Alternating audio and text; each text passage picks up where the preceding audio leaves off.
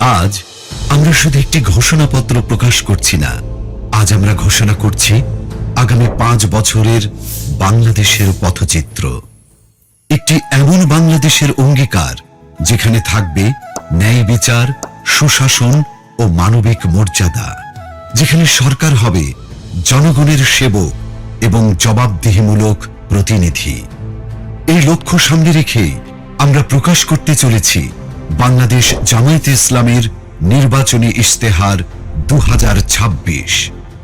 আমরা চাই এমন একটি বাংলাদেশ যেখানে মানুষ নিরাপদে বাঁচবে, মর্যাদার সাথে বাঁচবে এবং ন্যায় ও ইনসাফের সাথে এগিয়ে যাবে। এই অঙ্গীকার নিয়ে আমাদের নির্বাচনী ইশতেহারের নামকরণ করা হয়েছে নিরাপদ ও মানবিক বাংলাদেশের ইশতেহার। আমাদের ইশতেহারটি 10টি মূল বিষয়কে কেন্দ্র করে তৈরি করা হয়েছে। প্রতিটি বিষয়ই এক একটি স্তম্ভের মতো, যা আমাদের নীতির ভিত্তি এবং দৃষ্টিভঙ্গি নির্দেশ করে। আমরা যথাক্রমে রাষ্ট্রের সকল নাগরিকের সাথে সমস্বরে 5টি মৌলিক বিষয়ে হাঁ বলতে চাই, আর তা যথাক্রমে সততা, ঐক্য, ইনসাফ, দক্ষতা ও কর্মসংস্থান। যেভাবে কিছু বিষয়ে আমাদের অবস্থান স্পষ্টভাবে হাঁ এর পক্ষে, ঠিক তেমনি 5টি বিষয়ে আমাদের অবস্থান দ্ব্যর্থহীনভাবে না। আমরা শক্তভাবে না বলতে চাই দুর্নীতি, ফ্যাসিবাদ, আধিপত্যবাদ, বেকারত্ব ও চাঁদাবাজিকে।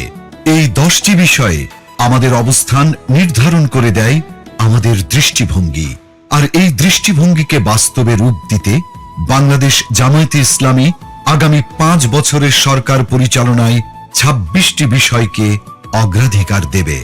1. জাতীয় স্বার্থে আপোষহীন বাংলাদেশ। এই স্লোগানের আলোকে স্বাধীনতা, সার্বভৌমত্ব ও জাতীয় স্বার্থে আপোষহীন রাষ্ট্র গঠন, ন্যাশনাল ইন্টারেস্ট। 2. বৈষম্যহীন, ন্যায় ও ইনসাফ ভিত্তিক একটি মানবিক বাংলাদেশ গঠন, সোশিয়াল জাস্টিস। 3. যুবকদের ক্ষমতায়ন এবং রাষ্ট্র পরিচালনায় তাদেরকে প্রাধান্য দেয়া। We move to one of the most important moments of today's program. At this critical juncture in our national life, as Bangladesh approaches the 12th national parliamentary election, the election manifesto represents more than a document. It reflects a vision, a set of commitments, and a sense of responsibility toward the nation's future.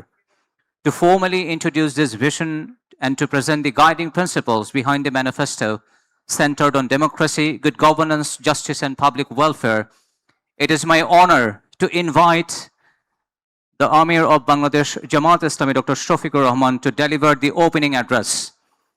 Dear audience, welcome the Amir of Bangladesh Jamaat Islami, Dr. Shafiqur Rahman, with a big round of applause.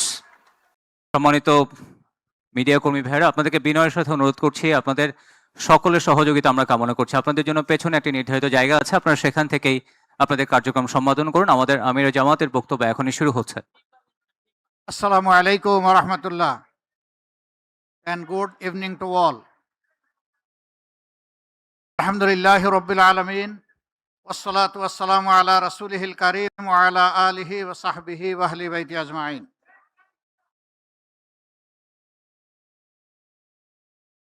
সম্মানিত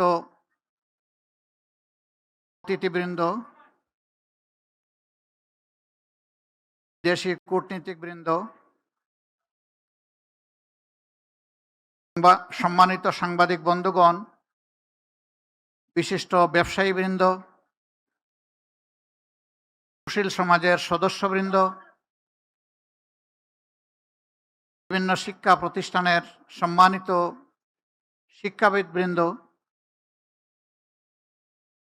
ভাই এবং বোনেরা, আজ আমি বিশাল এক দায়িত্বের ভার আমার কাঁধে নিয়ে আপনাদের সামনে দাঁড়িয়েছি।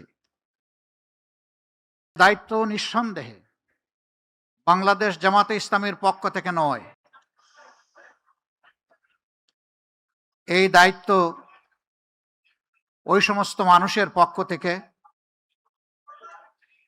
যারা স্বাধীনতার 54 বছরে তিলে তিলে স্বপ্নের জাল বুনেছিলেন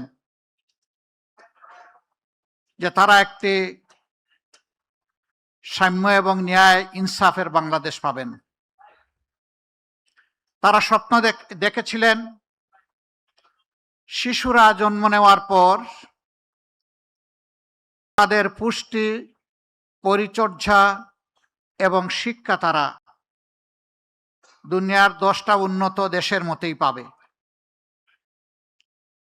তাদের স্বপ্ন ছিল এমন একটি দেশ যেখানে একজন মাঝি, সে যখন নৌকা নিয়ে নদীতে নামবে তখন সেখানে সে তার স্বপ্ন বাস্তবায়নের উপাদান খুঁজে পাবে। রাষ্ট্র তাকে সহযোগিতা করবে, সমাজ তাকে অভিনন্দিত করবে। স্বপ্ন ছিল একজন কৃষক সকাল থেকে সন্ধ্যা হাড় ভাঙা পরিশ্রম করবে দেশের মানুষের মুখে খাদ্য তুলে দেওয়ার জন্য, কিন্তু এর বিনিময়ে সে একটুখানি সম্মান পাবে, একটুখানি স্বীকৃতি পাবে। কৃষিক্ষেত্রে সে সরকারের পক্ষ থেকে যৌক্তিক সহযোগিতা পাবে। একজন শ্রমিক যখন কলকারখানা, মিল, ফ্যাক্টরি, ইন্ডাস্ট্রিতে যাবে অথবা নিজের গায়ের সমস্ত শক্তি ব্যয় করে যানবাহন চালাবে কিংবা টানবে, সে সময়েও সমাজের কাছ থেকে তার শ্রমের সে স্বীকৃতি পাবে এবং সে একটুখানি সম্মান পাবে। সে তার ঘর থেকে বের হওয়ার পর আবার ঘরে ফিরে আসবে নিরাপত্তার সাথে। একজন শিক্ষক যখন তিনি তার সন্তান তুল্য ছাত্রীদেরকে শিক্ষা দেবেন, তখন তিনি তার মেধা উজাড় করে তাদেরকে দিবেন, বিনিময়ে তিনি যেমনটা কল্পনা করেন আগামীর বাংলাদেশ, সেরকম তার শিক্ষার্থীরা নিজেদেরকে গড়ে তুলবে। যারা ছাত্রছাত্রী তারা চিন্তা করেছে আমরা মায়ের পেট থেকে জন্ম নিয়েছি, মা যতটুকু পারেন আমাদেরকে শিক্ষা দিয়েছেন, বাকি শিক্ষার পূর্ণতা আমি আমার আপন আঙ্গিনা শিক্ষা প্রতিষ্ঠানে খুঁজে পাব।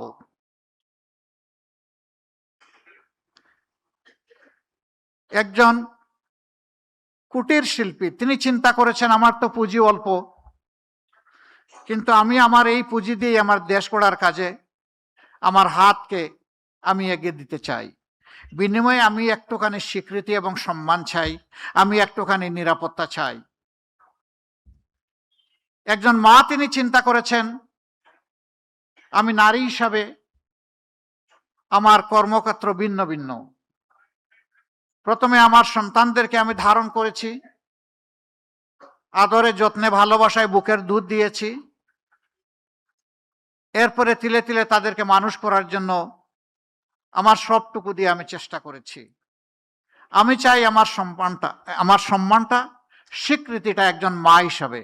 আমি চাই আমার সন্তানটা হবে এমন একটি সমাজের নাগরিক, যেই নাগরিক আমার সন্তান এবং আমাকে শতভাগ নিরাপত্তা বিধান করবে। একজন সাধারণ নাগরিকের আকাঙ্ক্ষা ছিল কোন অশুভ শক্তি যদি তার অধিকারের উপরে হাত দেয়, তাহলে সে যখন বিচারের আঙ্গিনায় যাবে সেখানে সে ন্যায় বিচার পাবে। আমাদের দেশের মানুষের প্রত্যাশা আকাশচুম্বী নয়। আমাদের দেশের মানুষের প্রত্যাশা খুবই সীমিত। কিন্তু আমরা যদি নিজেদেরকে প্রশ্ন করি, সেই অধিকার, মর্যাদা এবং প্রত্যাশার জায়গাটা আমরা 54 বছরে তৈরি করতে পেরেছি কিনা, নিঃসন্দেহে স্বীকার করতে হবে আমরা পারিনি। আজকে ঘরে বাইরে কোথাও শান্তি নেই, সম্মান নেই, নিরাপত্তা নেই। আজকে চতুর্দিকে আমাদের শিক্ষিত যুবক যুবতীদের বেকারত্বের যন্ত্রণায় হাহাকার। কেন? দেশটা তো এমন হওয়ার কথা ছিল না। আসলেই কি আমাদের রিসোর্স বা সম্পদের অভাব, নাকি অন্য কিছু? সম্পদের অভাব আমি স্বীকার করি না।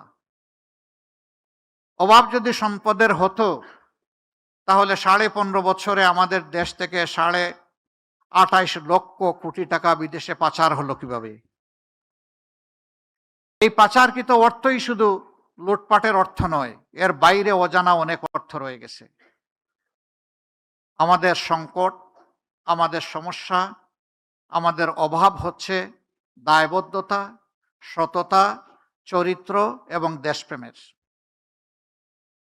এই জায়গাটা যদি সঠিক থাকতো তাহলে অবশ্যই আমি কে এটা চিন্তা করার আগে আমি ভাবতাম আমার দেশটা কোথায়। আমরা রাজনীতিতে বলে থাকি খুব চড়া গলায়, ব্যক্তির চেয়ে দল বড়, দলের চেয়ে দেশ বড়। বাট ইনফ্যাক্ট আমরা কি 54 বছরে তার স্বাক্ষর রাখতে পেরেছি? বরঞ্চ বিবেক দিয়ে, হৃদয় দিয়ে যদি চিন্তা করা যায় তাহলে স্বীকার করতেই হবে আমরা জাস্ট স্লোগানের উল্টাটাই করেছি। আমার দেশের চেয়ে আমার দল বড়, দলের চেয়ে আমি বড়, এবং সেইটাই কর্মক্ষেত্রে বাস্তবে প্রমাণিত হয়েছে। বৈষম্য শুধু 54 বছরের বাংলাদেশে না, এর আগেও ছিল, তারও আগে ছিল। এই জন্য 47 থেকে এই জাতির স্বাধীনতার সূচনা, পরবর্তী পর্যায়ে বঞ্চনার হাত ধরে আবার 71, এরপরে আবার দফায় দফায় অনেক গণ অভ্যুত্থান, এবং শেষ পর্যন্ত এসে ঠেকেছে 24-এ। এই 24-এ অতি সামান্য একটা দাবি নিয়ে আমাদের তরুণ এবং যুব সমাজ তারা প্রথমে আওয়াজ তুলেনি। তারা নিয়মতান্ত্রিকভাবেই চেয়েছিল যে দাবি 18 সালে মেনে নেওয়া হয়েছিল, সেই দাবিকে পাল্টে ফেলা হয়েছিল নিজেদের নিয়ন্ত্রিত কোর্টের ঘাড়ে বন্দুক রেখে তৎকালীন সরকারের পক্ষ থেকে। এই জন্যে 24 জুলাইতে আমাদের ছাত্র সমাজকে বাধ্য করা হয়েছে রাস্তায় নামতে। অযৌক্তিক কোটার সংস্কার সাধন করে যৌক্তিক কোটা এবং মেধার স্বীকৃতিকে নিশ্চিত করার জন্য তাদের এই দাবি ছিল। অতীতের মতোই সেই আবার গায়ের জোর, অস্ত্রের জোরে এই দাবিকেও দমিয়ে দেওয়ার চেষ্টা করা হলো। এই দাবি নিয়ে প্রথমে ঢাকা বিশ্ববিদ্যালয়ের ছাত্রছাত্রীরা তারা সোচ্চার হয়েছিল। পর্যায়ক্রমে সারা বাংলাদেশের 18 কোটি মানুষই তাদের সাথে সামিল হয়ে গেল,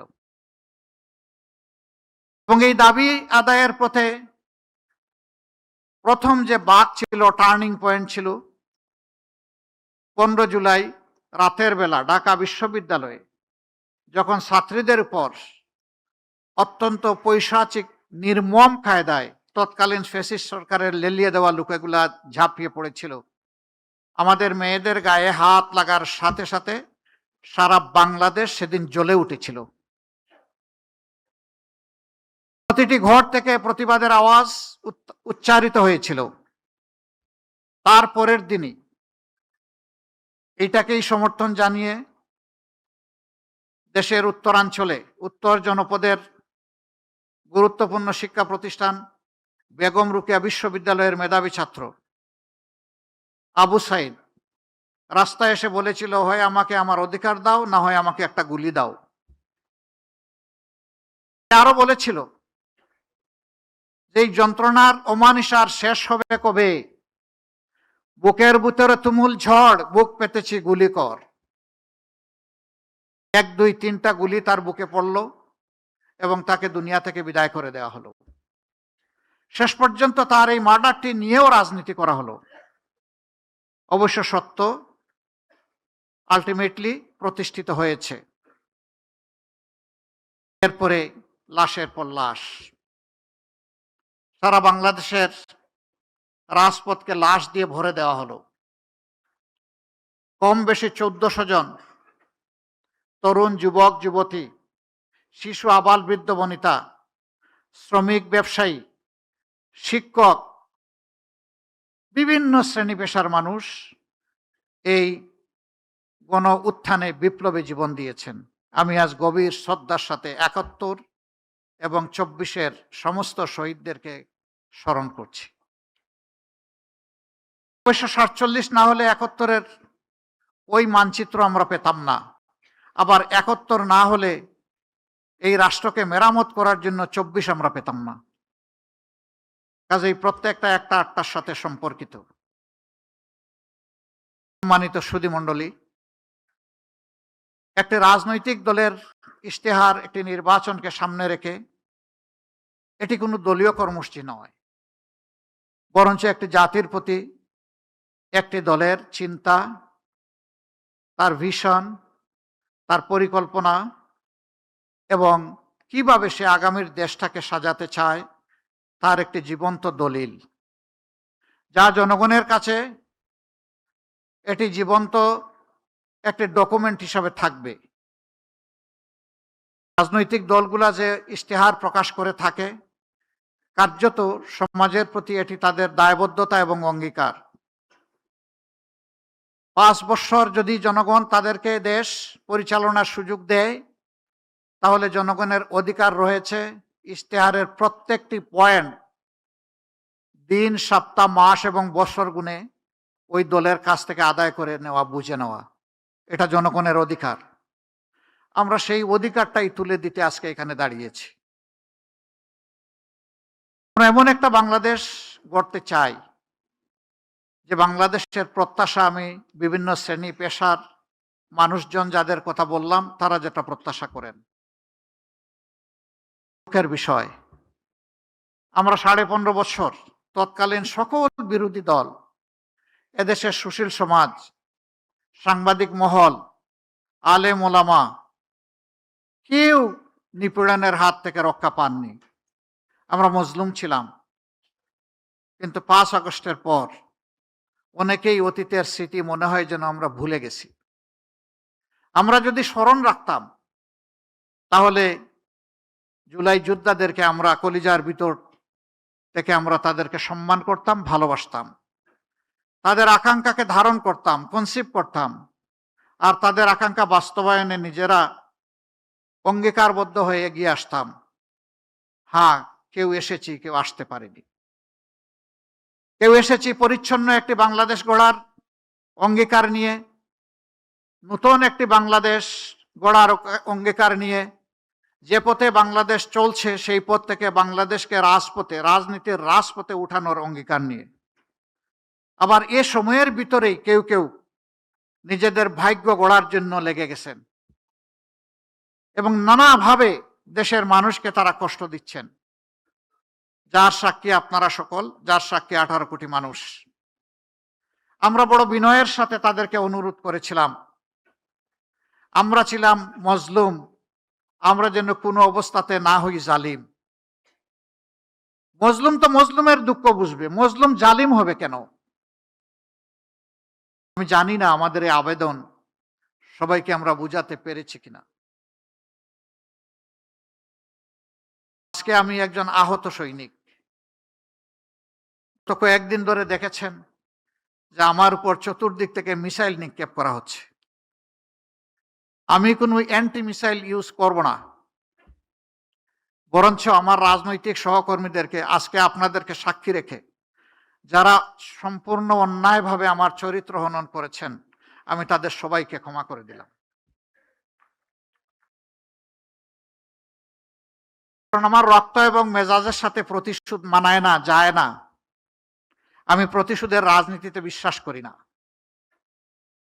আমি বিশ্বাস করি, আমি যদি আমার কোনো সহকর্মীকে, বন্ধুকে, ভাইকে তার ভুলের জন্য ক্ষমা করতে পারি, তাহলে আমিও সমাজের কাছে একদিন আমার ভুলের জন্য ক্ষমা আশা করতে পারি। তো সেই আমি মানুষটাই যদি প্রতিশোধের রাস্তা ধরে হাঁটতে চাই, তাহলে আমার উপর থেকে আরেকজনের প্রতিশোধ নেওয়ার অধিকার তৈরি হয়ে যায়। এই প্রতিশোধ, প্রতিহিংসার রাজনীতি করে করে আমাদের সমাজকে, দেশকে অনেক ক্ষতি করে ফেলেছে। ওই পিছনের রাজনৈতিক কালচার আর ধারণ করে চলতে চাই না। ওগুলাকে সম্পূর্ণ পিছনে ফেলে যুব সমাজের হাত ধরে এখন সামনে এগিয়ে যেতে চাই। আমি বিলিভ করি আমাদের যুব সমাজ অনেক পটেনশিয়াল। আমাদের যুব সমাজ আমাদের চাইতে অনেক ফ্রেশ।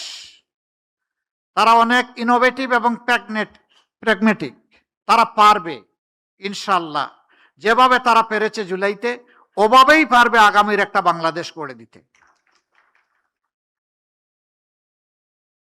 এই যুব সমাজের প্রত্যাশাকে, আকাঙ্ক্ষাকে ধারণ করেই আমরা আমাদের ইশতেহার রচনা করেছি। ইশতেহার রচনা করেছি মায়ের জাতিকে সম্মান দেওয়ার জন্যে। ইশতেহার রচনা করেছি শিশুদেরকে নিরাপদ আবাসভূমি তৈরি করে দেওয়ার জন্যে, তার মেধা বিকাশের উপযুক্ত পরিবেশ নিশ্চিত করার জন্যে। আমরা তৈরি করেছি সুস্থ জাতি গঠনের জন্য শারীরিক সুস্থতার প্রয়োজনে যা দরকার সেই সমস্ত সার্ভিস নিশ্চিত করার জন্য। আমরা যে কৃষকরা আমাদের মুখে খাবার তুলে দেন, সেই কৃষকদের জীবনে আমরা বিপ্লব আনতে চাই। আমরা চাই না পুরানা দাসের সেই কৃষিতে তারা পড়ে থেকে অতি অল্প পুঁজি নিয়ে হামাগুড়ি খাবেন। বরঞ্চ বিশ্বের অনেক দেশ আমাদের বহু পরে স্বাধীনতা লাভ করার পরে কৃষিতে তারা বিপ্লব সাধন করেছে। একসময় তাদের দেশ ছিল আমাদের মতো ইম্পোর্ট ডিপেন্ডেন্ট, এখন তারা হয়ে গেছে এক্সপোর্ট ওরিয়েন্টেড। আমরা পারবো ইনশাল্লাহ। বিশ্বে অন্য কেউ পারলে আমরাও পারবো। এবং আমাদের মানুষেরা প্রমাণ করেছে এদেশের মানুষ ভালো। তো সমস্যাটা কোথায়? মানুষ যদি ভালো হয় দেশ কেন আগায় না? দেশ তো আগাবে। বাংলাদেশ নামক উড়োজাহাজের ককপিটে যারা বসে আছেন তারা যদি প্রপারলি ডাইভ করেন, তা না হয় দেশ আগাবে। প্যাসেঞ্জার তো আগায় নিতে পারবে না, প্যাসেঞ্জার তো জার্নি এনজয় করবে। আমাদের সমস্যা ওই জায়গায়, সমস্যা আমাদের মাথাগুলোতে। ওই মাথাগুলো আমাদের ঠিক হওয়া উচিত। আর মাথাগুলো ঠিক হওয়ার জন্য আমাদের সততা এবং কমিটমেন্ট লাগবে। আমরা কোনো দলীয় সরকার কায়েম করতে চাই না। এই কয়েকদিন জনসভায় অত্যন্ত স্পষ্টভাবে জনগণকে বলেছি, আমি জামাতে ইসলামীর বিজয় চাই না, আমি 18 কোটি মানুষের বিজয় চাই। আমি কোনো গোষ্ঠ পরিবর্তনতে, কোনো রাজনীতিতে বিশ্বাস করি না। আমি বিশ্বাস করি জনতার রাজনীতিতে, জনগণের রাজনীতিতে। এই জন্য আমাদের ইশতেহার তৈরিতে আমরা জনতার কাছে তাদের অভিপ্রায়, অভিমত, আকাঙ্ক্ষা এবং তাদের পরামর্শ আমরা চেয়েছি। এই ইশতেহার তৈরিতে বিপুল সংখ্যক মানুষ, লক্ষ লক্ষ মানুষ আমাদেরকে তাদের মত দিয়ে, পরামর্শ দিয়ে সহযোগিতা করেছেন। যারা ইশতেহার তৈরি করেছেন আর ইশতেহার তৈরিতে এইভাবে সহযোগিতা করেছেন, আজকের এই মুহূর্তে আমি তাদের সকলের প্রতি গভীর শ্রদ্ধা নিবেদন করছি। তারা আমাদেরকে উৎসাহিত করেছেন, তাদের চিন্তাগুলো আমরা বুঝতে পেরেছি। তৃণমূল থেকে সর্বোচ্চ পর্যায়ের মানুষেরা আমাদেরকে সহযোগিতা করেছেন। আমাদের যে ইশতেহার, এই ইশতেহার হবে ইনশাআল্লাহ জনবান্ধব, ব্যবসা বান্ধব, শান্তি বান্ধব, শৃঙ্খলা বান্ধব। আমরা আমাদের ব্যবসার ক্ষেত্রে অবশ্যই প্রাইভেট ভেঞ্চারকে আমরা বেশি উৎসাহিত করব, এটা দেশি এবং বিদেশি। শিল্প মালিক যারা হবেন তাদেরকে আমরা সমাজের আইকন হিসাবে কবুল করব। আর এই মালিকারা যারা লক্ষ লক্ষ শ্রমিককে চাকরি প্রোভাইড করেন, তারা কার্যত লক্ষ লক্ষ পরিবারের মুখে খাবার তুলে দেন। আমরা সেই শিল্পগুলোকে শিশুর মতো কুলে তুলে লালন করব ইনশাআল্লাহ। শিশুকে যদি আমরা আজকে ভালোভাবে পরিচর্যা করি, এই শিশু বড় হয়ে তখন আমাকে পরিচর্যা করবে। আমরা শিল্পকে এই কারণেই নিউবর্ন বেবির মতো আমরা নার্চার করব, যে তারাই আগামীতে ইনশাল্লাহ এই দেশটাকে সুন্দরভাবে গড়ে দিবেন, আমাদের যুবক যুবতীদের হাতে কাজ তুলে দেবেন। এই ক্ষেত্রে আমাদের পলিসি হবে মালিক পক্ষ এবং শ্রমিক পক্ষকে মুখামুখি করা নয়, বরঞ্চ সমন্বয় করে হাতে হাত ধরে বুঝানো। শিল্প বাঁচাতে হলে শ্রমিককে বাঁচাতে হবে, আর শ্রমিকদেরকে বুঝাতে হবে যে যদি শিল্প বাঁচে তাহলে তুমিও বাঁচবা। সুতরাং শিল্পকে নিজের সন্তানের মতো ধারণ করো। আর মালিকদেরকে আমরা অনুরোধ করব তারা যেন তাদের যারা শ্রম বিনিয়োগ করেন তাদেরকে যেন তাদের সন্তানের মতো ধারণ করেন। তারা একটুখানি সম্মান চায়, একটুখানি ভালোবাসা চায়, একটুখানি কর্ম পরিবেশ চায়। বিশেষ করে মহিলা শ্রমিক যারা থাকবেন, নারী শ্রমিক, তাদের জন্য কর্মঘণ্টার ব্যাপারে আমাদের একটা প্ল্যান আছে, আমরা বলেছি। পর্যায়ক্রমে সেটা ইনশাল্লাহ বাস্তবায়িত হবে। এটা যখন বললাম, কারো কারো কপালে চিন্তার ভাঁজ, আর কেউ কারো কারো উল্লাস যে এই একটা ভালো পয়েন্ট পেয়েছি, এবার আর একটা মিসাইল মেরে দিব জামাত ইসলামের উপর। হলো, দুটাই হলো। চিন্তার ভাঁজ, যারা ব্যবসা এবং শিল্পের মালিক তারা চিন্তা করেছেন 5 ঘন্টা কাজ করে যদি 8 ঘন্টার বেতন হয় তাইলে আমি পুষাবো কিভাবে? না, আপনি দিবেন কেন? তিনি যে কয় ঘন্টা এখানে শ্রম দিবেন সেই কয়েক ঘন্টার আপনি দিবেন, বাকিটা সরকারের দায়, সরকারকে দিতে হবে। মায়েরা সমাজ গড়ে দিবেন আর মায়েদেরকে এটুকু সম্মান আমরা দেখাবো না, এটা হতে পারে না। দুনিয়ার বহু দেশে এটা আছে। 6 ঘন্টা, 4 ঘন্টা, 5 ঘন্টা। অনেকে আওয়াজ তুলল, এমনিই নারীরা কর্মক্ষেত্রে সুযোগ পায় কম, এখন যখন নিয়োগকর্তা দেখবে যে তাদের কর্মঘণ্টা কম তখন আর নিবেই না। কিন্তু তারা এটা চিন্তা করেননি, যখন একজন সন্তান সম্ভবা মা, এরপরে যখন তিনি সন্তানকে জন্ম দেন, তার লালন পালন করেন, অনেক সময় 8 ঘন্টা কাজ করতে পারবেন না বলে পুরা চাকরিটাই ছেড়ে দেন। আমরা তো সেখানে তাদের জন্য সহজ করে দিচ্ছি, যাতে চাকরি তার ছাড়তে না হয়, ওটাও লেগে থাকবে, সন্তানও তার গায়ের তাকে সাথে জড়িয়ে থাকবে। এই দুইটার আমরা সমন্বয় ঘটাতে চাচ্ছি। 3 ঘন্টা বাকি যেটা থাকবে সেখানে কাজ থেমে থাকবে না। দুনিয়ার বহু দেশে আছে, পাবলিক অ্যান্ড প্রাইভেট, পিপিপি, সব জায়গায় পার্ট টাইম ওয়ার্কার নিয়োগ দেওয়া যায়। সেখানে মালিকরা দিবেন, আরো বেশি জব ক্রিয়েট হবে। কোনো মা এমন থাকতে পারেন যে তিনি 5 ঘন্টা পারবেন না, 3 ঘন্টা করবেন, তিনি ওই জায়গাটা ফিল আপ করবেন। এইভাবে যদি আমরা চিন্তা করি তাহলে তাদের কর্মের পরিবেশটা সহজ হয়। শুধু তাই নয়, এখানে শ্রম ঘন এলাকায় নারীদের জন্য অবশ্যই তাদের বাচ্চাদের, বেবিদের ডে কেয়ার সেন্টার থাকতে হবে। তবে হ্যাঁ, পর্যাপ্ত পরিমাণ নারীরা যেখানে কাজ করবেন সেখানেই কেবল এটা মেনটেন করা সম্ভব। সেইটা যৌক্তিকতার ভিত্তিতে হবে। আমরা এও ডিক্লেয়ার করেছি, 5 বছর পর্যন্ত বয়সী শিশু যারা আছেন তাদেরকে ইনশাআল্লাহ সরকার পূর্ণ দায়িত্ব নিয়ে তাদের স্বাস্থ্য সেবা সম্পূর্ণ ফ্রি নিশ্চিত করবে। সারা জীবন যারা দেশকে, রাষ্ট্রকে দিয়ে গেছেন, অবসর জীবনে চলে গেছেন, এই রিটায়ারমেন্ট লাইফে একদিকে থাকে না টাকা কড়ি, অন্যদিকে বেড়ে যায় রোগ শোক, সেই সময়টা বড় কষ্টের। যিনি সারা জিন্দেগি রাষ্ট্রকে দিলেন, রাষ্ট্রের অবশ্যই তার প্রতি, সেই নাগরিকের প্রতি দায়িত্ব আছে। তিনি একজন কৃষক হতে পারেন অথবা উচ্চ পর্যায়ের একজন কর্মকর্তা হতে পারেন, কিন্তু এখন অবসরে। এই অবসরকালীন জীবনে যতদিন তারা বেঁচে থাকবেন, রাষ্ট্র ইনশাল্লাহ তাদের পূর্ণ চিকিৎসার দায়িত্ব নেবে। মাঝখানের যে বয়সটা, ক্রিয়েটিভ এজ, এখানে পার্টিসিপেটরি, কিছু দায়িত্ব নিবে রাষ্ট্র, কিছু নিবে ব্যক্তি। এইভাবে মিউচুয়ালি এটা আমরা ইনশাল্লাহ মেকআপ করব। এখনকার স্বাস্থ্যসেবার অবস্থা ভালো নেই, তাও রাজধানী টাউনে যেটুকু আছে মফস্বল টাউনে ওঠাও নেই। আমাদের অঙ্গীকার হচ্ছে 64 জেলার সব জায়গায় মেডিকেল কলেজ আমরা গড়ব ইনশাল্লাহ, এবং সেই মেডিকেল কলেজগুলা গড়ার মাধ্যমে আমরা স্কিল ম্যান পাওয়ার ডেভেলপ করব। তারপরে ওই জেলা কেন্দ্রে বিশেষায়িত সরকারি হাসপাতাল থাকবে, সেখানে সবার জন্য ফ্রি হয়তো হবে না, কিন্তু গলা কাটাও হবে না। চিকিৎসা নিতে গিয়ে গলায় কাটা ঢুকবে না, চিকিৎসা নিতে গিয়ে মন এবং শরীর দুইটাই কমফোর্ট ফিল করবে ইনশাআল্লাহ। সেরকম স্বাস্থ্যসেবা আমরা গড়ে তুলতে চাই। শিক্ষার ক্ষেত্রে আমাদের অঙ্গীকার আরো স্পষ্ট। আমাদের বর্তমান শিক্ষা ব্যবস্থা হচ্ছে সার্টিফিকেট প্রোডাকশনের শিক্ষা ব্যবস্থা। আমরা এই শিক্ষাকে আমূল পরিবর্তন করতে চাই। আমাদের বিদেশি বন্ধু যারা আছেন, উন্নত শিক্ষা তারা তাদের দেশে নিশ্চিত করেছেন, আমরা তাদের সাথে বসবো। আমরা শিক্ষার 2টা গুণগত পরিবর্তন আনতে চাই।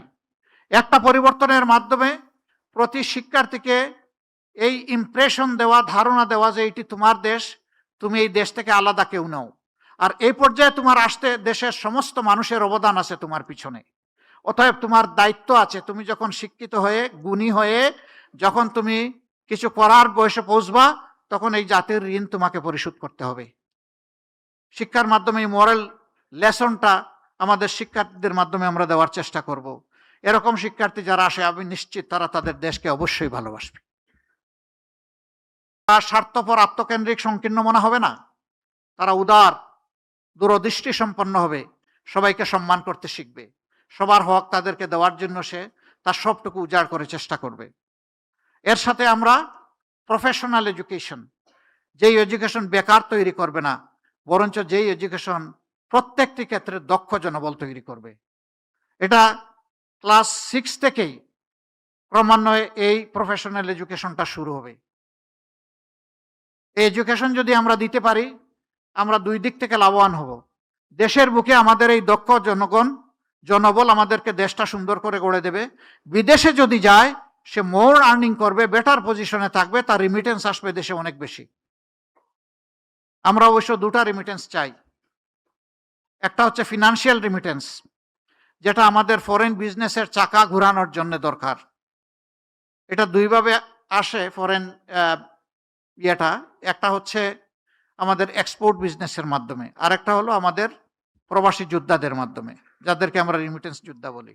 কিন্তু ওই পর্যন্তই, একটা শব্দ তাদের জন্য বলে দিয়েছি রিমিটেন্স যোদ্ধা, কিন্তু বীরের যে সম্মান এই জাতি তাদেরকে এখনো দিতে পারে নাই। পরিবারকে দেশকে সাপোর্ট দিতে গিয়ে বিদেশের মাটিতে যখন মারা যায় তখন তার লাশ নিয়ে টানাটানি হয়। এই লাশটা কে দেশে আনবে? এটি লজ্জার। আমি তাকে বীর বলবো, কিন্তু তার লাশটা রাষ্ট্র সম্মান দিয়ে দেশে আনবে না, এটা হতে পারে না। আমাদের অঙ্গীকার ইনশাআল্লাহ, আমরা দোয়া করি সবাই বিদেশে গিয়ে সুস্থ থাকুক, সুস্থ হালতে তারা আবার ফিরে আসুক। কিন্তু কেউ যদি বিদেশের মাটিতে ইন্তেকাল করে, তার লাশ রাষ্ট্রীয় দায়িত্বে সম্মানের সাথে বিনা পয়সায় দেশে আনা হবে ইনশাআল্লাহ। এই রিমিটেন্স যোদ্ধারা অনেকে জীবনের সব শক্তি ক্ষয় করে যখন দেশে ফিরে, তখন আবার চোখে অন্ধকার দেখে। আমরা তাদের জন্য ইনশাআল্লাহ সোশ্যাল রিভলভিং ফান্ড করব। একসময় সে কিছু কিছু কন্ট্রিবিউট করবে, পরবর্তী পর্যায়ে সমপরিমাণ সরকার থেকে কন্ট্রিবিউট করে সে যখন অবসর জীবনে চলে আসবে, তখন তার হাতে ইনশাআল্লাহ আমরা একটা কাজ, একটা কিছু তুলে দেব। তাহলে হতাশার অভিশাপ তাকে পাবে না ইনশাআল্লাহ। আমরা আমাদের যুবকদেরকে বলেছি, অবশ্যই তোমাদেরকে আমরা বেকার ভাতা দিতে পারবো না। আমরা বিশ্বাস করি বেকার ভাতা তোমাদেরকে অপমান করার শামিল। আমরা তোমাদের হাতে কাজ তুলে দিব, ভাতা নয়। তোমরা কাজ দিয়ে নিজেদেরকে গড়বা, দেশটাকে গড়বা। আমাদের যুবকদেরকে কিভাবে দেখতে চাই? আমাদের যুব সমাজকে বাংলাদেশ নামক উড়োজাহাজের ককপিটে দেখতে চাই। ওখানে তাদেরকে ক্যাপ্টেন হিসেবে বসিয়ে দেব, আর আমরা বসবো ইনশাল্লাহ সেদিন প্যাসেঞ্জার সিটে। এই যুব সমাজ দেশটাকে সামনের দিকে এভাবে এগিয়ে নিয়ে যাবে ইনশাআল্লাহ। সমাজের দুইটা পিছিয়ে পড়া জনগোষ্ঠীর কথা না বললে আমি আমার বিবেকের কাছে দায়বদ্ধ থাকব। একদল মানুষ যারা রাস্তাঘাট পরিষ্কার করেন, যাদেরকে আমরা পরিচ্ছন্নতা কর্মী বলি, তারা মানবেতর জীবনযাপন করে, এটা বড় কথা নয়। তাদেরকে মানবিক মূল্যটা মোটেই দেওয়া হয় না। ইনশাআল্লাহ আমরা তাদের জীবনকে তুলে আনবো আল্লাহ চাইলে। আমরা প্রমাণ করব তারাও মানুষ, আমরাও মানুষ, এবং প্রমাণ করব সরকার যারা পরিচালনা করে এদের মাঝে মানবিক একটা মন আছে, হৃদয় আছে। চা বাগান, সেই এলাকাগুলো চট্টগ্রামে আছে, সিলেটে আছে, পঞ্চগড়ে আছে, মৌলভীবাজারে আছে, বিভিন্ন জায়গায় আছে। এদের জীবন যদি দেখেন চোখে পানি আসবে। তারা কি মানুষ নয়? তারা এদেশের নাগরিক নয়? যদি তারা এদেশের নাগরিক হয়ে থাকে, মানুষ হয়ে থাকে, তাহলে তাদের এই অবস্থা হবে কেন? তাদের জীবন মানে ইনশাআল্লাহ, আল্লাহ যদি আমাদেরকে সুযোগ দেন, আমরা যুগান্তকারী বিপ্লবিক পরিবর্তন আনব। তাদের সন্তানেরাও একদিন এমনভাবে বেড়ে উঠবে যে ওই চা বাগান থেকে বেরিয়ে আসা একজন মানুষ, সেও দেশের প্রধানমন্ত্রী হবে ইনশাআল্লাহ। তাহলেই সমাজের প্রতি ইনসাফ হবে। আমাদের এখানে পাহাড় সমতল নিয়ে কথা আছে। দেশ খুবই ছোট, বিপুল সংখ্যক জনবল আমাদের। এই দেশে পাহাড় এবং সমতলের ব্যবধান আমরা ঘুচিয়ে সমতল করতে চাই। এই রেশারেশি, হিংসা হিংসি দূর করতে চাই। পাহাড়ে যারা বসবাস করেন তারা যদি তাদের ন্যায্য পাওনা থেকে বঞ্চিত হয়ে থাকেন, তাহলে অগ্রাধিকার ভিত্তিতে আমরা তাদের হাতে তাদের পাওনা তুলে দেব ইনশাআল্লাহ। তারা যেন আস্থা এবং গর্বের সাথে মনে করে এই দেশটা আমার, এ দেশ আমাকে গড়তে হবে।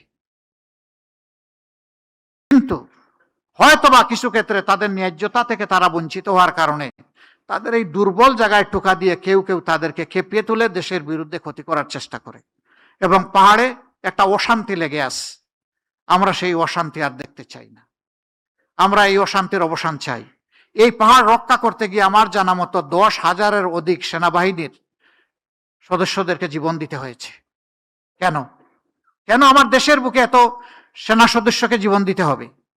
এর পিছনে কারা, কারণ কি? এগুলা খুঁজে বের করে এর যৌক্তিক সমাধান করা হবে, যেই সমাধান পেয়ে সবাই আনন্দিত হবে ইনশাআল্লাহ। আমরা এইভাবে দেশটাকে আমাদের কল্পচিত্রে আমরা বিবেচনায় নিয়েছি। বাকি ডিটেলস ইনশাআল্লাহ এই ইশতেহার তৈরিতে যারা সহযোগিতা করেছেন তারা আমাদের ওয়েবসাইটে আপলোড করেছেন, বাংলা এবং ইংলিশ। আমরা আজকে শর্ট ভার্সনটা কিছু আপনাদের হাতে তুলে দিতে পারবো। মিডিয়াম ভার্সনও সামান্য তৈরি হয়েছে, কিন্তু ডিটেলস ভার্সনটা আমাদের ওয়েবসাইটে আপনারা ব্রাউজিং করলে ইনশাল্লাহ পেয়ে যাবেন। কিউআর কোড আছে, সেটা আপনাদের হাতে আমরা সাপ্লাই দেব, এবং আপনারা আশা করি সেখান থেকে সমস্ত ইনগ্রেডিয়েন্ট উপাদানগুলো পেয়ে যাবেন ইনশাল্লাহ। এই ইশতেহার, আমি আবারও বলছি, কোনো দলের নয়, জনগণের, বিভক্তির নয়, ঐক্যের পিছনের নয়, সামনে এগিয়ে যাওয়ার। আমাদের ইশতেহার আপনাদের হাতে পৌঁছার পরেও যদি আপনাদের কোনো গুরুত্বপূর্ণ অবজারভেশন থাকে, পরামর্শ থাকে, আমরা দারুণভাবে ওয়েলকাম করব। আপনারা আমাদেরকে সেই পরামর্শ, অবজারভেশন দিয়ে সাহায্য করবেন। কারণ মানুষের জ্ঞান পারফেকশনে কখনো পৌঁছবে না, আর জানার কোনো শেষ নাই। আমি একজন লার্নার হিসাবে আপনাদের কাছ থেকে যদি শিখতে পারি, আমি আমার নিজেকে ধন্য মনে করব ইনশাআল্লাহ। আমি শিখতে চাই, আপনাদের কাছ থেকেই শিখতে চাই। আমি 18 কোটি মানুষের কাছ থেকে শিখতে চাই, যাতে তাদের একজন হয়ে তাদের জন্য কাজ করতে পারি। আমরা তাদেরকে শিখলে, রিড করলেই আমরা পারবো, আদারওয়াইজ আমরা পারবো না।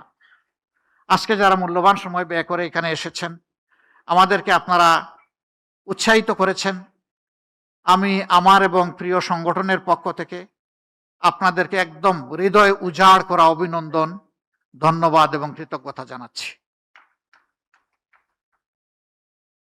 আমরা একসাথে চলবো। আমাদের স্লোগান, চলো একসাথে গড়ি বাংলাদেশ। আল্লাহ সবাইকে ভালো রাখুন। ভাই বোনেরা যারা এসেছেন, আল্লাহ সকলের মর্যাদা বৃদ্ধি করে দিন, এবং সবাই মিলে ইনশাআল্লাহ আমরা আগামীর বাংলাদেশ গড়ব। আসসালামু আলাইকুম, গুড ইভিনিং এগেইন। ধন্যবাদ আমির জামাত। একটু স্টেজে অবস্থান করবার জন্য অনুরোধ করছি।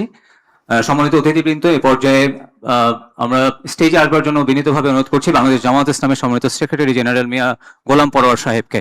এই পর্যায়ে বাংলাদেশ জামাত ইসলামের নির্বাচনী ইশতেহারের মোড়ক উন্মোচন করছেন বাংলাদেশ জামাত ইসলামের সম্মানিত আমির ডক্টর শফিকুর রহমান, এবং সাথে অংশগ্রহণ করছেন বাংলাদেশ জামাত ইসলামের সম্মানিত secretary general Mia Golam Parwar. I would like to respectfully request Amir of Bangladesh Jamaat Islami to formally unveil the National Election Manifesto.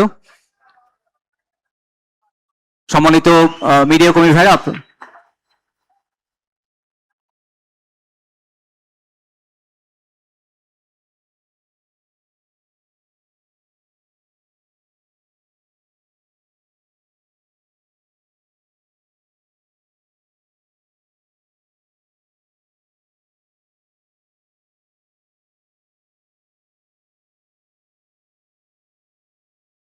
ধন্যবাদ। থ্যাংক ইউ ভেরি মাচ সম্মানিত আমির জামাতকে।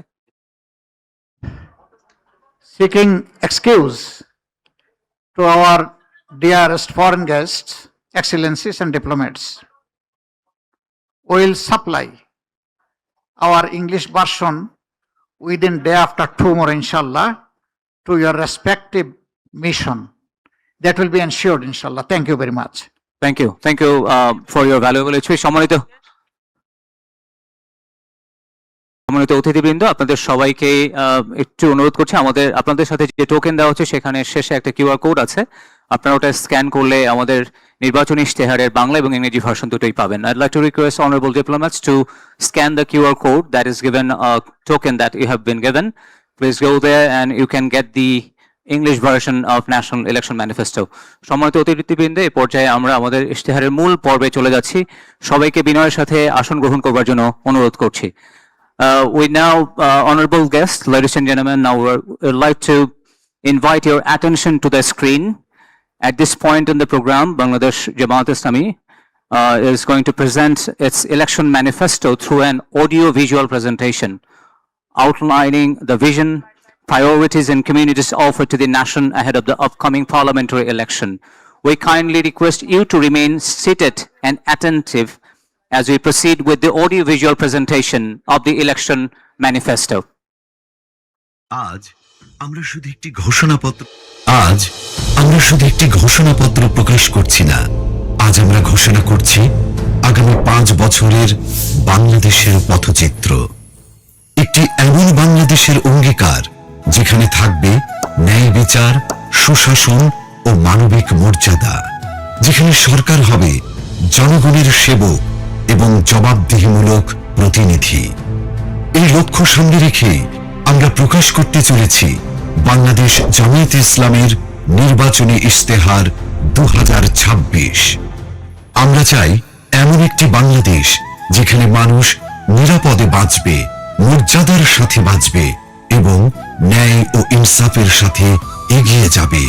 এই অঙ্গীকার নিয়ে আমাদের নির্বাচনী ইশতেহারের নামকরণ করা হয়েছে নিরাপদ ও মানবিক বাংলাদেশের ইশতেহার। আমাদের ইশতেহারটি 10টি মূল বিষয়কে কেন্দ্র করে তৈরি করা হয়েছে। প্রতিটি বিষয়ই এক একটি স্তম্ভের মতো, যা আমাদের নীতির ভিত্তি এবং দৃষ্টিভঙ্গি নির্দেশ করে। আমরা যথাক্রমে রাষ্ট্রের সকল নাগরিকের সাথে সমস্বরে 5টি মৌলিক বিষয়ে হাঁ বলতে চাই, আর তা যথাক্রমে সততা, ঐক্য, ইনসাফ, দক্ষতা ও কর্মসংস্থান। যেভাবে কিছু বিষয়ে আমাদের অবস্থান স্পষ্টভাবে হাঁ এর পক্ষে, ঠিক তেমনি 5টি বিষয়ে আমাদের অবস্থান দ্ব্যর্থহীনভাবে না। আমরা শক্তভাবে না বলতে চাই দুর্নীতি, ফ্যাসিবাদ, আধিপত্যবাদ, বেকারত্ব ও চাঁদাবাজিকে। এই 10টি বিষয়ে আমাদের অবস্থান নির্ধারণ করে দেয় আমাদের দৃষ্টিভঙ্গি, আর এই দৃষ্টিভঙ্গিকে বাস্তবে রূপ দিতে বাংলাদেশ জামায়াতে ইসলামী আগামী 5 বছরের সরকার পরিচালনায় 26টি বিষয়কে অগ্রাধিকার দেবে। 1. জাতীয় স্বার্থে আপোষহীন বাংলাদেশ। এই স্লোগানের আলোকে স্বাধীনতা, সার্বভৌমত্ব ও জাতীয় স্বার্থে আপোষহীন রাষ্ট্র গঠন, ন্যাশনাল ইন্টারেস্ট। 2. বৈষম্যহীন, ন্যায় ও ইনসাফ ভিত্তিক একটি মানবিক বাংলাদেশ গঠন, সোশিয়াল জাস্টিস। 3. যুবকদের ক্ষমতায়ন এবং রাষ্ট্র পরিচালনায় তাদেরকে প্রাধান্য দেয়া, ইউথ ফার্স্ট। 4. নারীদের জন্য নিরাপদ, মর্যাদাপূর্ণ ও অংশগ্রহণমূলক রাষ্ট্র গঠন। 5. আইন শৃঙ্খলা পরিস্থিতির সার্বিক উন্নয়নের মাধ্যমে মাদক, চাঁদাবাজ ও সন্ত্রাসমুক্ত একটি নিরাপদ রাষ্ট্র বিনির্মাণ। 6. সকল পর্যায়ে সৎ নেতৃত্ব প্রতিষ্ঠা ও প্রাতিষ্ঠানিক সংস্কারের মাধ্যমে দুর্নীতিমুক্ত রাষ্ট্র গঠন। 7. প্রযুক্তি নির্ভর আধুনিক ও স্মার্ট সমাজ গঠন। 8. প্রযুক্তি, ম্যানুফ্যাকচারিং, কৃষি ও শিল্প সহ নানা সেক্টরে ব্যাপক ভিত্তিক কর্মসংস্থান সৃষ্টি, সরকারি চাকুরিতে বিনামূল্যে আবেদন, মেধার ভিত্তিতে নিয়োগ ও সকল ধরনের বৈষম্য দূরীকরণ। 9. ব্যাংক সহ সার্বিক আর্থিক খাতে সংস্কারের মাধ্যমে আস্থা ফিরিয়ে এনে বিনিয়োগ ও ব্যবসা বান্ধব টেকসই ও স্বচ্ছ অর্থনীতি বিনির্মাণ। 10. সমানুপাতিক পিআর পদ্ধতির নির্বাচন সহ সুষ্ঠু নির্বাচনী পরিবেশ তৈরি ও তত্ত্বাবধায়ক সরকার ব্যবস্থা শক্তিশালী করে সুসংহত ও কার্যকর গণতন্ত্র নিশ্চিত করা। 11. বিগত সময়ে রাষ্ট্রীয় পৃষ্ঠপোষকতায় হওয়া খুন, গুম ও বিচার বহির্ভূত হত্যাকাণ্ডের বিচার ও মৌলিক মানবাধিকার নিশ্চিত করা। 12. জুলাই বিপ্লবের ইতিহাস সংরক্ষণ, শহীদ পরিবার, আহত ও পঙ্গুত্ব বরণকারী জুলাই যোদ্ধাদের পুনর্বাসন এবং জুলাই সনদ বাস্তবায়ন করা হবে। 13 কৃষিতে প্রযুক্তির ব্যবহার ও কৃষকদের সহযোগিতা বাড়ানোর মাধ্যমে কৃষিতে বিপ্লব সৃষ্টি করা। 14 2030 সালের মধ্যে সম্পূর্ণ ভেজাল মুক্ত খাদ্য নিরাপত্তা এবং 3-0 ভিশন, পরিবেশগত অবক্ষয়ের শূন্যতা, বর্জ্যের শূন্যতা এবং বন্যা ঝুঁকির শূন্যতা বাস্তবায়নের মাধ্যমে সবুজ ও পরিচ্ছন্ন বাংলাদেশ গড়া।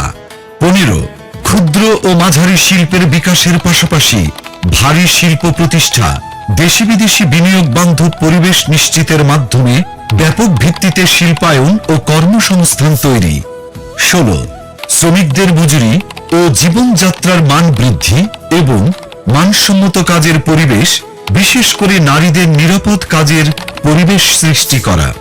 17 প্রবাসীদের ভোটাধিকার সহ সকল অধিকার নিশ্চিতকরণ এবং দেশ গঠনে আনুপাতিক ও বাস্তবসম্মত অংশগ্রহণ নিশ্চিত করা। 18 সংখ্যাগুরু সংখ্যালঘু, মেজরিটি মাইনরিটি নয়, বরং বাংলাদেশের নাগরিক হিসেবে সকলের নাগরিক অধিকার প্রতিষ্ঠা এবং পিছিয়ে থাকা নাগরিক ও শ্রেণীগোষ্ঠীর জন্য বিশেষ সুবিধা নিশ্চিত করা। 19 আধুনিক ও সার্বজনীন স্বাস্থ্যসেবা প্রদান এবং গরিব ও অসহায় জনগোষ্ঠীর জন্য পর্যায়ক্রমে বিনামূল্যে উন্নত চিকিৎসা নিশ্চিত করা। 20 সমসাময়িক বিশ্বের চাহিদাকে সামনে রেখে শিক্ষা ব্যবস্থার মৌলিক সংস্কার এবং পর্যায়ক্রমে বিনামূল্যে শিক্ষা নিশ্চিত করা। 21 দ্রব্যমূল্য ক্রয় ক্ষমতার মধ্যে রেখে স্থিতিশীলতা নিশ্চিত করা এবং অন্যান্য মৌলিক চাহিদার পূর্ণ সংস্থানের নিশ্চয়তা। 22 যাতায়াত ব্যবস্থাকে ঢেলে সাজানো এবং রাজধানীর সাথে দেশের বিভাগীয় শহরগুলোর সড়ক রেলপথের দূরত্ব পর্যায়ক্রমে 2 থেকে 3 ঘন্টায় নামিয়ে আনা, দেশের আঞ্চলিক যোগাযোগ ও ঢাকার অভ্যন্তরীণ যাতায়াত ব্যবস্থায় মৌলিক পরিবর্তন আনা। 23 নিম্ন ও মধ্যবিত্ত পরিবারের জন্য স্বল্প মূল্যে আবাসন নিশ্চিত করা। 24 ফ্যাসিবাদী ব্যবস্থার পূর্ণ বিলাপে চলমান বিচার ও সংস্কার কার্যক্রমকে অব্যাহত রেখে বাংলাদেশে ফ্যাসিবাদ ব্যবস্থার পুনর্জন্ম রোধ করা। 25 সার্বজনীন সামাজিক নিরাপত্তা ব্যবস্থা চালু করার মাধ্যমে নিরাপদ কর্মজীবন ও পর্যায়ক্রমে সকল নাগরিকদের আন্তর্জাতিক মানের সামাজিক নিরাপত্তা নিশ্চিত করা। 26 সকল পর্যায়ে স্বচ্ছতা ও জবাবদিহিতার মাধ্যমে সুশাসন নিশ্চিত করে একটি সুখী ও সমৃদ্ধ কল্যাণ রাষ্ট্র প্রতিষ্ঠা। বিষয়ভিত্তিক স্পষ্ট দিক নির্দেশনা দিতে আমরা আমাদের নির্বাচনী ইশতেহারকে 8টি প্রধান ভাগে বিভক্ত করেছি। প্রতিটি ভাগ তৈরি করা হয়েছে দেশের বাস্তবতা, জনগণের চাহিদা এবং আগামীর সম্ভাবনাকে সামনে রেখে। এই 8টি ভাগ হল: 1 জুলাই বিপ্লবের আকাঙ্ক্ষায় একটি বৈষম্যহীন, শক্তিশালী ও মানবিক বাংলাদেশ। 2 আত্মনির্ভরতার পথে নিজ পায়ে দাঁড়ানোর প্রত্যয়। 3 টেকসই অর্থনৈতিক উন্নয়ন ও ব্যাপকভাবে কর্মসংস্থান সৃষ্টি। 4 স্বনির্ভর কৃষি ও প্রকৃতির স্বাভাবিক বিকাশের মাধ্যমে পরিবেশ বান্ধব উন্নয়ন। 5 মানব সম্পদ উন্নয়ন ও জনগণের মৌলিক জীবন মানের উন্নয়ন। 6 সমন্বিত অবকাঠামোগত উন্নয়ন। 7 যুবকদের নেতৃত্বে প্রযুক্তি বিপ্লব ও সমৃদ্ধ বাংলাদেশ। 8 সবার জন্য অন্তর্ভুক্তিমূলক রাষ্ট্র। এই 8টি ভাগের মধ্য থেকেই নির্বাচিত করা হয়েছে ইশতেহারের কিছু মূল ও অগ্রাধিকারমূলক বিষয়, যা আমরা বিস্তারিতভাবে আপনাদের সামনে তুলে ধরব। যার শুরুতেই থাকবে সুশাসন ও জননিরাপত্তা এবং তা নিশ্চিতে মন্ত্রী ও এমপি সহ সকল পর্যায়ের জনপ্রতিনিধিদের ও তাদের পরিবারের সদস্যদের বার্ষিক সম্পদ বিবরণী জনসাধারণের সামনে পেশ করা হবে। সরকারি অফিসে সিসি ক্যামেরা স্থাপন এবং সব গুরুত্বপূর্ণ সরকারি নথি ও সেবাকে শতভাগ অনলাইনে রূপান্তর করা হবে। 64 জেলা শহর এবং প্রায় 500 উপজেলা ও ছোট শহরকে পরিকল্পিত শহর হিসেবে গড়ে তোলা হবে। তরুণদের দেশ পরিচালনায় অগ্রাধিকার দেওয়া হবে। নারীদের মধ্য থেকে মন্ত্রিসভায় উল্লেখ সংখ্যক প্রতিনিধি অন্তর্ভুক্ত করা হবে। ডিজিটাল পাহারাদার অ্যাপের মাধ্যমে যে কোনো অপরাধের যেমন চাঁদাবাজি, ঘুষ, নারী নির্যাতন বিরুদ্ধে তাৎক্ষণিক ডিজিটাল রিপোর্ট করা যাবে, যেখানে রিপোর্টকারীর পরিচয় গোপন রাখা হবে। সরকারের আয় ব্যয়ের সব হিসাব জনগণের সামনে উন্মুক্ত করতে আমাদের ইশতেহারে আমরা প্রস্তাব করছি আমার টাকা আমার হিসাব নামের একটি অসাধারণ ডিজিটাল প্ল্যাটফর্ম। আসুন দেখে আসি অ্যাপটি কিভাবে কাজ করবে। আপনি কি কখনো ভেবেছেন সরকার কিভাবে আয় করে? প্রতি বছর বাজেট কিভাবে তৈরি হয়, আর সেই বাজেট অনুযায়ী টাকা কোথায় কোথায় খরচ হয়? সরকারের আয় আসে আপনার দেয়া কর, বিদেশি অনুদান, ঋণ, আমাদের প্রবাসী হিরোদের পাঠানো রেমিটেন্স এবং সেবামূলক আয় থেকে। আর এই টাকা দেশের বিভিন্ন খাত ও প্রকল্পে ব্যয় করা হয়। যার সঠিক হিসাবটা জানা রাষ্ট্রের নাগরিক হিসাবে আপনার একটি অধিকার। বর্তমানে এই হিসাব জানার প্রক্রিয়া অনেক জটিল ও কঠিন, কিন্তু কেন বারবার আপনাকে এই বিষয়ে অন্ধকারে রাখা হয়? কারণ এই জটিলতাই দুর্নীতিবাজদের জন্য একটি নিরাপদ আশ্রয় তৈরি করে, আর অপরাধীরা থেকে যায় লোকচক্ষুর অন্তরালে। এবার সেই সমস্যার সমাধান হবে আমার টাকা আমার হিসাব নামের একটি অসাধারণ ডিজিটাল উদ্যোগের মাধ্যমে। এই প্ল্যাটফর্ম ব্যবহার করে আপনি সরকারের বার্ষিক আয় ব্যয়ের পুরো হিসাব দেখতে পারবেন, জানতে পারবেন সরকার কত টাকা কর পেয়েছে, বিদেশ থেকে কত অনুদান এসেছে, কত ঋণ এসেছে, কত টাকা এসেছে সেবামূলক আয় থেকে, এবং মোট কত টাকা রেমিটেন্স দেশের অর্থনীতিতে যোগ হয়েছে। জানা যাবে সেই আয়ের টাকা কোন খাতে কোথায় কত খরচ হয়েছে এবং হচ্ছে। এমনকি নির্দিষ্ট এলাকা অর্থাৎ জেলা, উপজেলা বা থানা পর্যায়েও আয় ব্যয়ের হিসাব জানতে পারবেন। নির্দিষ্টভাবে কোন প্রকল্পে কত টাকা খরচ করা হয়েছে তাও জানা যাবে এই প্ল্যাটফর্ম ব্যবহার করে। এই প্ল্যাটফর্মের মাধ্যমে ব্যয়ের কোনো অসঙ্গতি চোখে পড়লে আপনি প্রশ্ন করতে পারবেন, প্রয়োজনে অভিযোগও জানাতে পারবেন। এভাবেই আমরা সবাই নিজ নিজ জায়গা থেকে দেশের আয় ব্যয়ের প্রতি সচেতন হব। দেশের আর জনগণের কাছে সরকারের স্বচ্ছতা ও জবাবদিহিতা নিশ্চিত করতে পারব। এই সুন্দর উদ্যোগটি সত্যি করতে প্রয়োজন আপনার একটি মূল্যবান ভোট। আগামী নির্বাচনে দাঁড়িপাল্লার পক্ষে দেয়া আপনার ভোটেই তৈরি হবে একটি দুর্নীতিমুক্ত সততার বাংলাদেশ।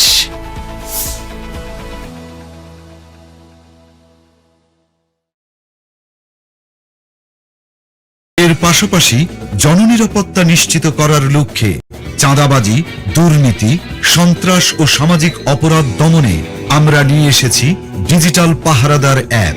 আসুন এখন অ্যাপটি সম্পর্কে আমরা বিস্তারিত জেনে আসি। প্লে স্টোর বা অ্যাপ স্টোর থেকে ডিজিটাল পাহারাদার অ্যাপটি ডাউনলোড করুন। আপনার ফোন নাম্বার দিয়ে রেজিস্ট্রেশন করুন। 6 সংখ্যার গোপন পিনটি সেট করুন। কোন ধরনের অভিযোগ দিতে চান তা সিলেক্ট করুন। অভিযোগের প্রমাণ সংযুক্ত করার জন্য ছবি, ভিডিও, অডিও রেকর্ড করুন অথবা মেসেজ টাইপ করুন।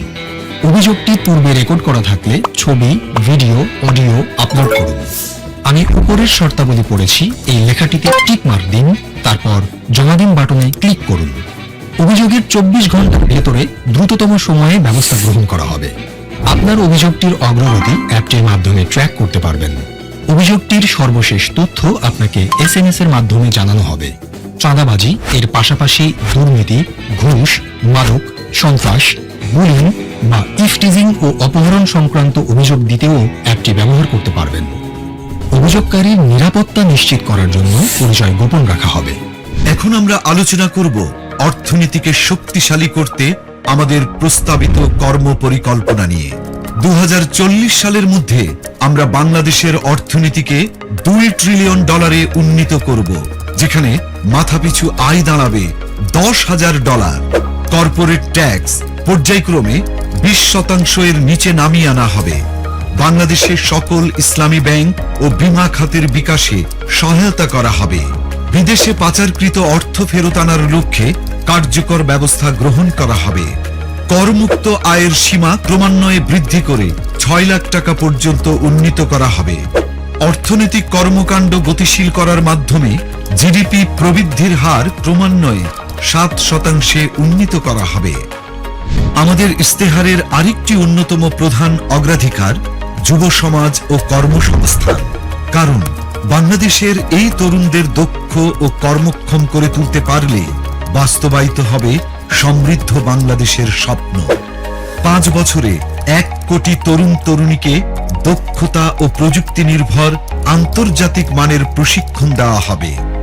কর্মসংস্থান না হওয়া পর্যন্ত ন্যূনতম 2 বছরের জন্য শিক্ষিত বেকারদের মাসে 10,000 টাকা করে কর্জে হাসানা সুদমুক্ত দক্ষতা উন্নয়ন ফি দেওয়া হবে।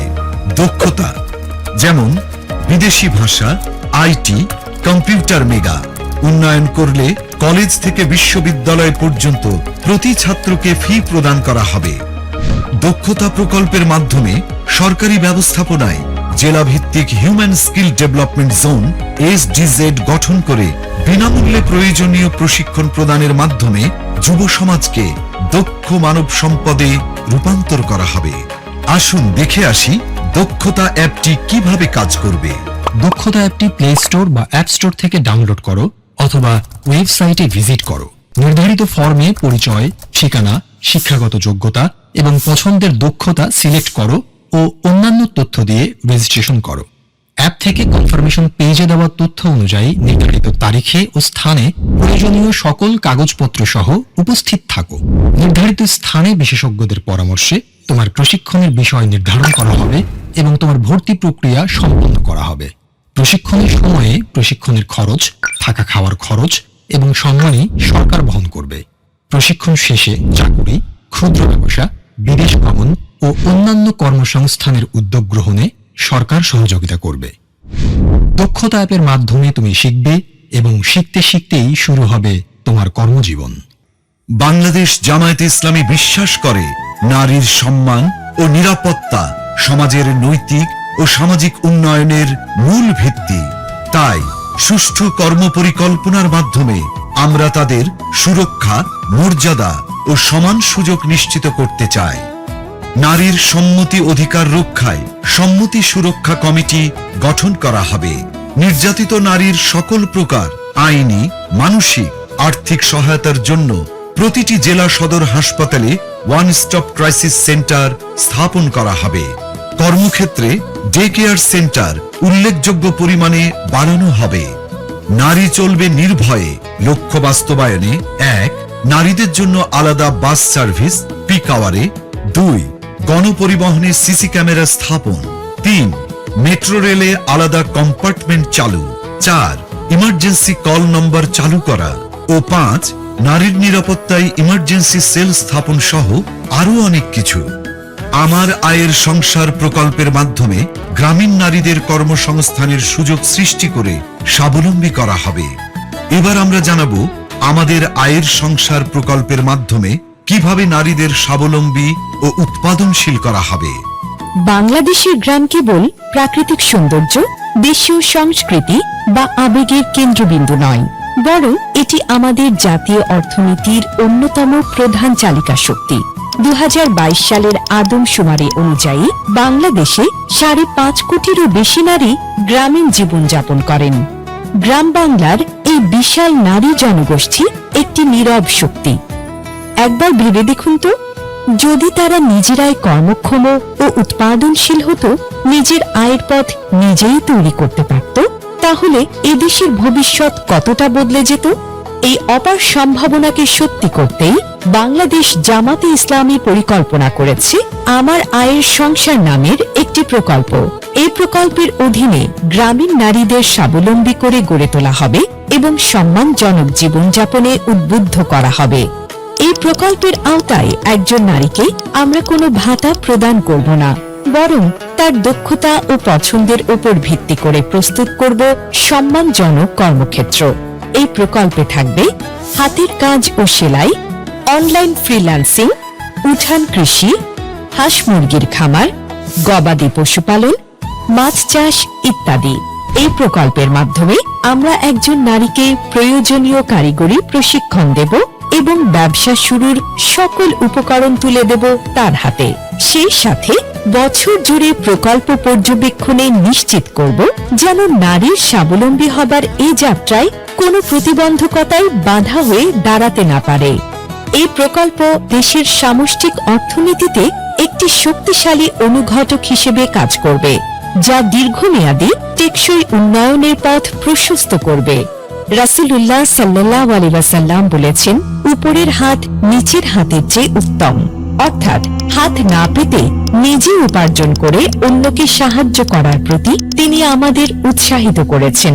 এই আদর্শকে বুকে ধারণ করে বাংলাদেশ জামাত-ই ইসলামী এদেশের গ্রামীণ নারীদের জন্য আমার আয়ের সংসার প্রকল্পটির পরিকল্পনা গ্রহণ করেছে।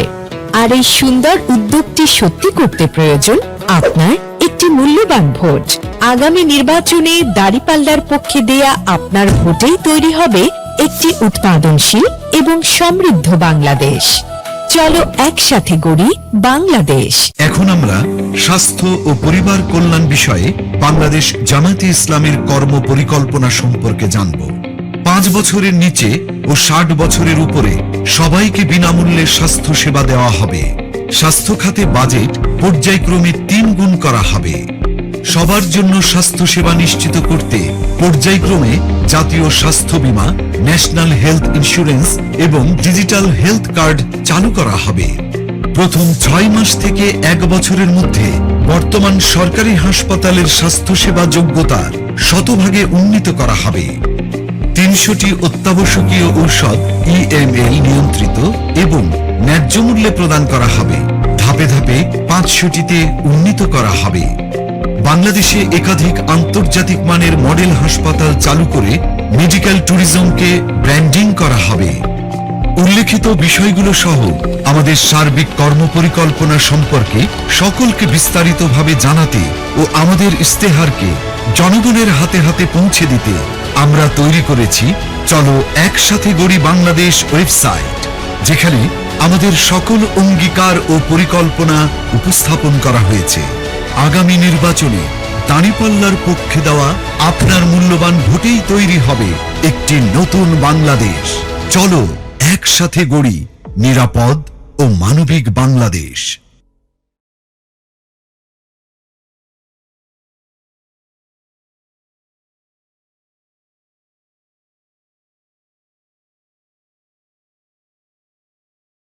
Thank you very much, honorable guests. Thank you for your attention to the audiovisual presentation of the election manifesto. The vision you have just seen reflects commitments, priorities, and responsibilities that are deeply connected to the future of our nation. As we move toward the conclusion of today's program, it's now time to hear the final reflections and guidance on this manifesto and its broader implications. Now, I'd like to request Amir of Bangladesh Jamaat Islami, Dr. Shafiqur Rahman, to deliver his closing speech to the audience. Please welcome him with a big round of applause once again. Amir of Bangladesh Jamaat Islami, Dr. Shafiqur Rahman. সম্মানিত মিডিয়ার কর্মী ভাইরা, আপনাদেরকে বিনয়ের সাথে অনুরোধ করছি আপনারা স্টেজ থেকে সরে যাবেন। আপনাদের জন্য একটা নির্ধারিত জায়গা আছে, সেখানে গিয়ে আপনাদের কার্যক্রম করতে পারলে আমাদের জন্য ভালো হয়। মিডিয়ার কর্মী ভাইরা, আপনাদেরকে আবারও বিনয়ের সাথে অনুরোধ করছি আপনারা আপনাদের নির্ধারিত জায়গায় চলে গেলে আমাদের জন্য প্রোগ্রাম পরিচালনা করাটা সহজ হবে। প্রোগ্রামের সৌন্দর্য রক্ষার্থে আপনাদের সকলের সহযোগিতা কামনা করছি এবং একই সাথে মিডিয়ার কর্মী ভাইদের অনুরোধ করছি আমাদের মেহমান যারা বসে আছেন তাদের আলোচনা শোনার ক্ষেত্রে এবং প্রোগ্রামটা উপভোগ করবার ক্ষেত্রে কোনো বাধার সৃষ্টি না করলে আমরা কৃতজ্ঞ থাকব। আসসালামু আলাইকুম রহমতুল্লাহ। সম্মানিত সুধীমণ্ডলী, respected guests, foreign and local, আমরা আপনাদের কাছে খুবই কৃতজ্ঞ যে আপনারা অত্যন্ত ধৈর্য ধরে আগ্রহ সহকারে অর্জনের দিক থেকে এগিয়ে যাবে। আমরা একটি সহিষ্ণু মানবিক বাংলাদেশ চাই, একটি নিরাপদ বাংলাদেশ চাই। আমরা শ্রেণীতে সীমাহীন বৈষম্যটা দূর করতে চাই এবং সকলের জন্য ন্যায় বিচার, একটি নিরাপদ বাংলাদেশ চাই। আমরা শ্রেণীতে শ্রেণীতে সীমাহীন বৈষম্যটা দূর করতে চাই এবং সকলের জন্য ন্যায় বিচার নিশ্চিত করতে চাই। আমরা বিশ্বাস করি ন্যায় বিচার নিশ্চিত হলেই সমাজের 70% সমস্যা দূর হয়ে যাবে, আর বাকিটা সবাই মিলে আমরা বিভিন্ন যৌক্তিক মেকানিজমের মাধ্যমে শেষ করতে পারবো ইনশাআল্লাহ। এই বাংলাদেশ আর পিছিয়ে পড়ে থাকুক, আমাদের যুব সমাজ এটা চায় না। আমাদের দায় আছে তাদের কাছে। 1400 লাশ আজকে এই জাতির ঘাড়ে, আর থালা থালা রক্ত। তারা জীবনের মূল্যবান এই সম্পদ উপহার দিয়ে আমাদেরকে একটি নতুন পথ রচনার সুযোগ তৈরি করে দিয়েছে। আমরা অবশ্যই অবহেলা করব না, অবশ্যই তাদের এই আমানতের কোনো খেয়ানত করব না। আমরা এই আমানতকে, এই আকাঙ্ক্ষাকে ধারণ করে এগিয়ে যাব ইনশাআল্লাহ। আমি আবারও আপনাদের কাছে বিনয়ের সাথে অনুরোধ করব, আজকে যে ইশতেহার প্রকাশ করা হলো তার কোনো অংশকে দেশ এবং মানুষের কল্যাণে যদি আপনি মনে করেন যে আরো ভালো করার সুযোগ আছে, তাহলে আপনার জায়গাটা থেকে আমাদেরকে সহযোগিতা করবেন। এ বিশ্বাস আমি রাখতে চাই এবং এই বিশ্বাস আমাদের আছে। শেষ কথা, দেশটা আমাদের সকলের। দেশ যদি ভালো থাকে আমরা ভালো থাকব, দেশ যদি ভালো না থাকে আমরা কোনো অবস্থায় ভালো থাকতে পারবো না। আমরা বিশ্বের সকল সভ্য দেশের সাথে মানবিক বন্ধুত্বপূর্ণ সম্পর্ক আমরা রক্ষা করতে চাই। আজকে একজন ডিপ্লোম্যাট প্রশ্ন করেছিলেন এখানেই আমাকে যে এই দেশটার সাথে আপনাদের সম্পর্কটা কেমন হবে। আমি ছাদের দিকে আঙ্গুল নির্দেশ করিয়ে দিয়ে বলেছিলাম যে কালারফুল হবে ইনশাআল্লাহ। আমরা সবার সাথে কালারফুল রিলেশন মেনটেন করতে চাই। আমরা সবাইকে সম্মান দিতে চাই। আমরাও সবার কাছ থেকে একটুখানি ভালোবাসা এবং সম্মান চাই। এটি আমাদের চাওয়া। আমাদের চাওয়া খুব বড় কিছু নয়। বিশেষ করে আমাদের এই অঞ্চল এবং আমাদের প্রতিবেশী আমরা যারা আছি, তারা যদি আমরা হাতে হাত ধরে পরস্পরকে সম্মান করে ভালোবেসে ন্যায্যতার ভিত্তিতে আমরা পথ চলি, আমাদের মর্যাদা বিশ্বের দরবারে অনেক বেড়ে যাবে, আমাদের শক্তি অনেক বৃদ্ধি পাবে এবং আমাদের পারস্পরিক হানাহানি অথবা দূরত্ব দূর হয়ে যাবে। আমরা গোটা বিশ্বের সাথে এবং এই অঞ্চলের সাথে এমনই একটি চমৎকার সম্পর্ক প্রত্যাশা করি। এটি আমাদের স্বপ্ন নয়, এটি আমাদের পরিকল্পনা। সেই পরিকল্পনা বাস্তবায়নে আল্লাহ তাআলা আমাদেরকে সাহায্য করুন। আপনাদের সবাইকে আরো অনুরোধ জানাচ্ছি যে আমরা একসাথে থাকব এবং একসাথে গড়ব বাংলাদেশ ইনশাআল্লাহ। সবাই ভালো থাকবেন। আল্লাহ হাফিজ। আসসালামু আলাইকুম ওয়া রাহমাতুল্লাহ। Thank you. Thank you very much, Amir Jamaat, for your valuable speech. Now, I'd like to request honorable diplomats with Amir Jamaat and Secretary General of Bangladesh Jamaat Islami to go to the next to the grand ballroom, and rest of the audiences and guests are requested to have a seat here. Sunbit সব দিবে সামাল। Sunbit magic press dishwashing এর মাথা ঘোরানো solution.